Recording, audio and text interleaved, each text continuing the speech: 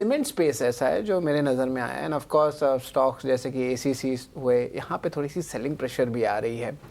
Of course यहाँ पे देखें तो मॉनसून सीज़न आया है और एक प्राइसिंग पावर को लेके भी जो एक सवाल उठता है सीमेंट कंपनीज का, खास करके मॉनसून सीज़न में वो थोड़ी वीक रहती है। पेटको कोल प्राइसेस भी है, चैनल चेक सजेस्ट करे कि थोड़ी गिरावट ज़रूर आई है, लेकिन अभी लगता है कि सीमेंट कंपनीज में अभी थोड़ी एनर्जी बाकी है, या ये जो महीना है सीमेंट कंपनीज के लिए ट्रेडिशनली थोड़ा वीक भी रहता है। तो इस पर क्या व्यू रहेगी, और अगर कुछ अच्छा कंपनी है सीमेंट का तो वो भी बताएं। गुड आफ्टरनून शरद जी, अभिषेक जी, मानसी जी, बाकी भी जो पैनल में मित्रगण हैं, सबको नमस्कार। आपने सही कहा कि सीमेंट एज ए पैक अगर आप देखो तो मानसून में थोड़ा सा दबाव में रहता है।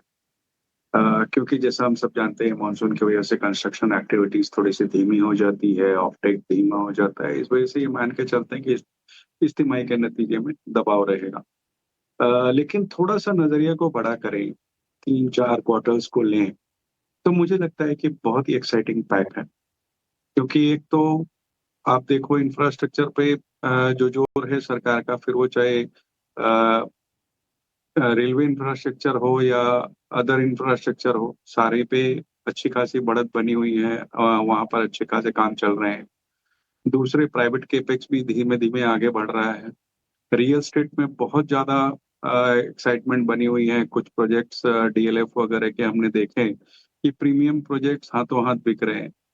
तो रियल एस्टेट बूम पे है, इंफ्रास्ट्रक्चर बूम पे है, ऐसे में सीमेंट परफॉर्म नहीं करे, ये थोड़ा माने मुश्किल है, क्योंकि सीमेंट को परफॉर्म करना ही है।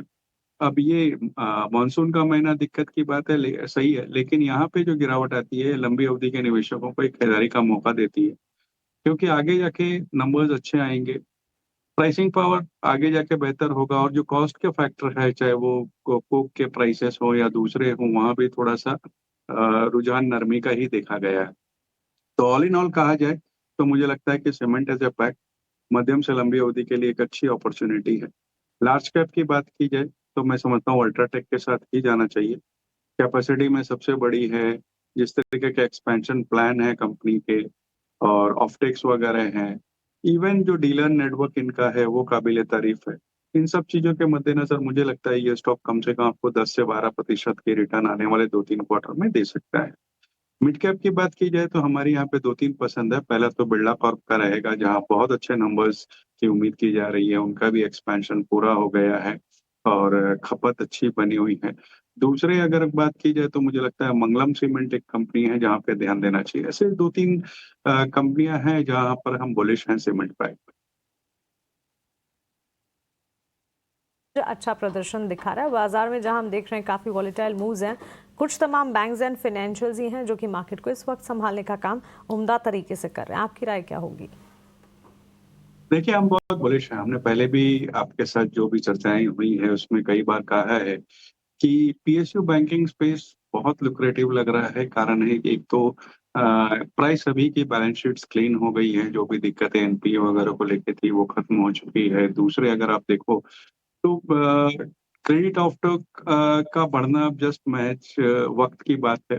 तीसरे, आरबीआई ने जो कदम उठाए, 2 बार रेट कट किए, लिक्विडिटी बढ़ाई, वो इन लोगों के लिए बहुत ही पॉजिटिव होती है। क्योंकि मैक्सिमम पीएसयू बैंकिंग बैंक्स के पास बॉन्ड पोर्टफोलियो बड़े होते हैं, और वो बॉन्ड पोर्टफोलियो की वैल्यूएशन के कारण से जो रेट कट्स आए हैं वहाँ बहुत पॉजिटिव प्रभाव पड़ेगा।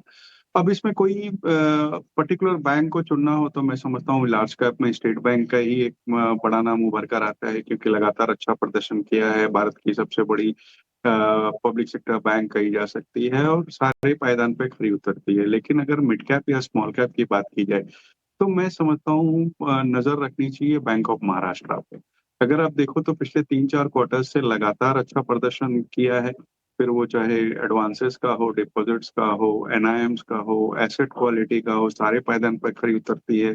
पिछले दिनों उन्होंने कुछ क्यूआईपी करके भी पैसे उठाए थे अपने रेशियोज ठीक करने के लिए। और अब ऐसा भी लग रहा है कि शेयर होल्डिंग पैटर्न जो है 75% से नीचे करने के लिए हो सकता है कि दोबारा से कुछ डायल्यूशन हो। और सबसे अच्छी बात है कि वीकेंड पे ऐसी न्यूज आई कि शायद मीडिया के हवाले से मैंने देखा था कि एफएम साहिबा ने ऐसे कहा है कि जितने भी सरकारी बैंक है उन्हें अपनी सब्सिडीज को लिस्ट करा करके मोनेटाइज करना चाहिए, तो वो भी एक प्रभाव पड़ा हुआ है आज के बाजार में जो PSU बैंक्स में हलचल दिख रही है। लेकिन मैं समझता हूँ कि अगर मध्यम से लंबी अवधि का नजरिया हो और किसी को निवेश करना हो तो बैंक ऑफ महाराष्ट्र छोटे स्टॉक में बहुत अच्छा पड़ता है। कम से कम 70 रुपए के टारगेट यहाँ मान के हम आने वाले 1 साल में चल सकते हैं। सरकारी बैंकों में मोमेंटम है और अगर आपको चुनना है तो एक शेयर बैंक ऑफ महाराष्ट्र हो सकता है 70 रुपए के यहाँ से भी टारगेट के लिए 5% की शानदार तेजी आज के सत्र में देखने को मिल रही है। लेकिन चलिए जरा ये समझ लेते हैं कि 4 दिनों की जो तेजी पर बाजार में ब्रेक लगी है इसको कैसे देखते हैं। काफी लंबे समय से ये प्रक्रिया चल रही है, बातचीत चल रही है, शेयर भाव में हाल फिलहाल हम उछाल देख रहे हैं। पिछले 6-7 सत्र से लगातार ये शेयर चल रहा है। आपको लगता है कि अब जो कुछ होना है अब बहुत दूर नहीं है और IDBI बैंक एक प्राइवेट बैंक होने के लिए तैयार है? देखिए, कहना मुहाल है क्योंकि ये जो खबरें हैं निजीकरण की, LIC अपना स्टेक निकालेगी, ये पहले भी कई बार हम सुन चुके हैं। तो जब तक कोई अच्छी बोलियां नहीं आएंगी तब तक मुझे लगता है कि ये मामला थोड़ा सा उलझता ही रहेगा। हो सकता है हो जाए, बट मैं बहुत ज्यादा उत्साहित नहीं हूँ इस खबर को लेकर के। जहां तक वैल्यूएशन की बात है, मुझे लगता है कि 100-110 के बीच में जो ऑप्टिमम वैल्यूएशन हो गए, अभी ये कॉर्पोरेट एक्शन होगा तभी यहाँ से कोई बड़ा अपसाइड होगा। तो नई खरीदारी की इस वक्त सलाह नहीं रहेगी और देखते हैं किस तरीके से खबरों का सिलसिला चलता है। अगर निजीकरण होता है तो हो सकता है कि समीकरण बदल जाए, लेकिन इस वक्त जो वैल्यूएशन पे है वहां पे नई खरीदारी की इस वक्त हम कोई सलाह इसमें नहीं दे रहे हैं। जब होंगी चीजें तो देखा जाएगा, फिर से आपको गाइड करेंगे, समीक्षा करेंगे खबर की, शेयर की। लेकिन फिलहाल वैल्यूएशन से इजाजत नहीं देते हैं कि आप इस लेवल पर जाकर एंट्री करें, क्योंकि हमने मतलब 100 के ऊपर के भाव काफी लंबे समय के बाद हम देख रहे हैं और वहां पर टिकने की कोशिश भी कर रहा है शेयर ये। चलिए छोटे से ब्रेक के लिए रुकेंगे, ब्रेक के बाद जब लौटेंगे तो कुछ और इंटरेस्टिंग रिसर्च लेकर आएंगे। और कुछ क्रूड एक ट्रिगर बना था, क्रूड नीचे आया, 3 शेयरों ने दौड़ लगाई थी, फिर तेजी थोड़ी सी थम सी गई। आप क्या सलाह देंगे इनमें? देखिए, इसमें लंबी अवधि के कोई निवेशक हो तो बने रहने की सलाह है, गिरावट में खरीदारी की सलाह है। क्योंकि अगर आप देखो तो फिर वो चाहे HPCL, BPCL, IOC कोई भी हो, कंपनी अपने इंट्रिंसिक वैल्यू से बहुत नीचे ट्रेड करती है। दूसरे अगर आप देखें तो डिविडेंड अच्छा देती है। तीसरे जैसे अभी आपका सहयोगी बता रहे थे कि नुकसान की भरपाई हो। और सबसे अच्छी बात यह है कि क्रूड में नरमी, क्रूड को अगर आप देखें तो पिछले कई महीनों से $60-70 के बीच में ट्रेड कर रहा है, जो कि बहुत ही फायदेमंद है ऑयल मार्केटिंग कंपनीज के लिए। बीच में जो इजराइल वाली लड़ाई चालू हुई थी उस समय थोड़ा सा स्पाइक अप हुआ था, लेकिन वापस से कूल डाउन हुआ है। और ओपेक प्लस की जो मीट पिछले महीने हुई थी उसमें क्लियरली कहा गया था कि जुलाई में 4,11,000 बैरल के आसपास पर डे वो प्रोडक्शन बढ़ा देंगे। तो इससे ये भी सीधे सीधे लगता है कि कोई बहुत बड़ा स्पाइक नहीं आने वाला अनलेस अनटिल की जियोपॉलिटिकल टेंशन जो है वो बद से बदतर ना हो जाए। तो उस लिहाज से ये बहुत कंफर्टेबल पोजीशन में है। दिक्कत कहाँ पे है? दिक्कत है सरकार जो कभी कदार जब क्रूड बहुत नीचे चल जाता है तो विंडफॉल टैक्स वगैरह लगा देती है, तो वहां से जो इनको एक्स्ट्रा कमाई होने की संभावना होती है वो कम हो जाती है। तो वो ऑलवेज एक दिक्कत खड़ी रहेगी कि कब वो लग जाएगा आपको पता नहीं है। तो अगर उसको दरकिनार करना जाए तो वैल्यूएशन के लिहाज से, डिविडेंड के हिसाब से मुझे लगता है कि लंबी अवधि के लिए IOC और BPCL ये 2 स्टॉक है जहाँ ध्यान देना चाहिए। अगर आप देना चाहें जहां गिरावट में पोर्टफोलियो में एडिशंस करने की कोशिश करनी चाहिए? देखिए, मेरे हिसाब से अगर आप देखो तो मिड कैप में, स्मॉल कैप में बहुत अपॉर्चुनिटीज हैं, बावजूद इसके कि बहुत से स्टॉक अच्छे खासे बढ़ गए हैं।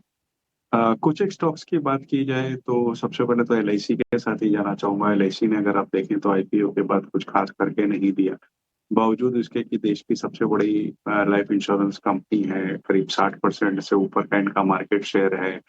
जो AUM है इनका पूरे म्यूचुअल फंड इंडस्ट्री से बड़ा इनका AUM है और लगातार अच्छी परफॉर्मेंस दे रही है। चौथी तिमाही में अगर देखें तो नतीजे बहुत ही अच्छे थे, चाहे VNB की पैरामीटर पर देखें, चाहे AP की पैरामीटर पर देखें, बहुत अच्छे शानदार नतीजे थे। मेरे हिसाब से मध्यम अवधि में कोई खरीदारी करता है तो करीब करीब 1200 के टारगेट इसमें आ सकते हैं। दूसरे एक हालिया की लिस्टिंग है सीमेंस एनर्जी। अगर आप उसमें देखें तो डिकार्बोनाइजेशन में, पावर जनरेशन में, पावर इवैक्यूएशन, ग्रिड, EPC, ये सारे में एक बड़ी नाम है उसमें। और क्लीन एनर्जी जैसे कि ग्रीन हाइड्रोजन और बैटरी स्टोरेज में भी बड़ा काम कर रही है। उसके अलावा अगर आप देखेंगे तो न केवल भारत में बल्कि साउथ अफ्रीका, भूटान, नेपाल सारे ही देशों में उनका कारोबार फैला हुआ है। नए बिज़नेस लाइन जैसे पीईएम इलेक्ट्रोलाइज़र वगैरह में जा रही है। ऑर्डर बुक करीब-करीब 15,000 करोड़ की है, जो करीब 2 टाइम्स एस्टिमेटेड रेवेन्यू की है। और मुझे लगता है ये स्ट्रॉन्ग ग्रोथ में है ये कंपनी, और कम से कम जो इस वक़्त 2900 के आस-पास के ट्रेड कर रही है, 2900 साढ़े 2900 के बीच में, ये आपको बहुत अच्छा मुनाफ़ा लंबी अवधि में दे सकती है। क्योंकि हालिया की लिस्टिंग है, 2 5-7 दिन पहले ही जो डीमर्ज हुआ था सीमेंस से, वो है।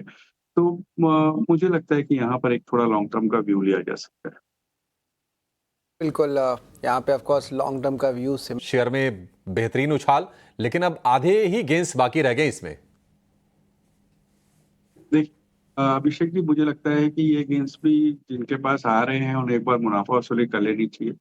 क्योंकि जैसे आपकी सहयोगी अभी बता रही थी, हम भी इस बात से पूरी तरीके से सहमत हैं कि 250 करोड़ का मार्केट कैप है, मार्केट शेयर है उस प्रोडक्ट का, जिसमें कई प्लेयर्स ऑलरेडी हैं। और यहाँ पर आप देखो तो मार्केट कैप ही कई गुना, 2,500 गुना के आसपास बढ़ गया है। तो ये थोड़ा-सा बैठ रहा नहीं है सामंजस्य। और सबसे बड़ी बात है कि अक्सर हमने ऐसे देखा है कि खबरों के बाद एक बड़ी उछाल आती है, और फिर जब फैक्ट रियलाइज़ होते हैं तो वहाँ कूल डाउन होता है। तो इस वक़्त मैं मुनाफ़ा वसूली की ही सलाह दूँगा।